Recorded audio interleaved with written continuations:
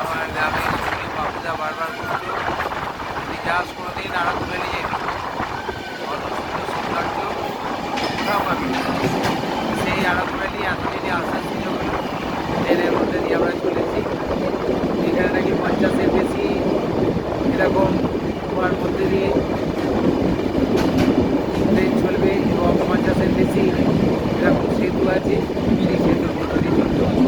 আমরা ইতিপূর্বে আমরা ঘর পার হয়ে আর একদিকে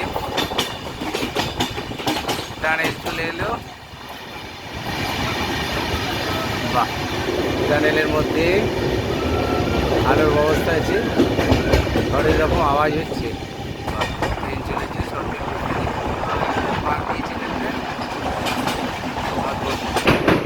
ব্রিজ এরকম প্রায় 50-এর অধিক ব্রিজ আছে। আর একদিকে একটু টানেলের পর টানেলের ভিতরে অদ্ভুত সব আওয়াজ হচ্ছে। জানি না এটা ট্রেন থেকে করছে না টানেলের ভিতরে কোনো সাউন্ড সিস্টেম আছে। অদ্ভুত সব রহস্যজনক আওয়াজ। ভঙ্গুর পর্বত শ্রেণী তো, পাহাড়ের কাছে কাছে জাল দিয়ে আটা আছে। আর একটি টানেলের পর টানেলের পর টানেল, ভিতরে নিকশ কালো অন্ধকার, কিছুই দেখা যাচ্ছে না।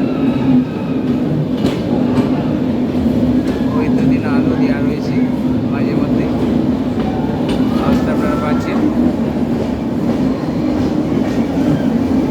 টানেলের মধ্যে দিয়ে জল পড়ছে আবার। আপ ট্রেন ডাউন ট্রেন, এটা আমরা আসছি বিশাখাপত্তনম থেকে আরাকুর দিকে।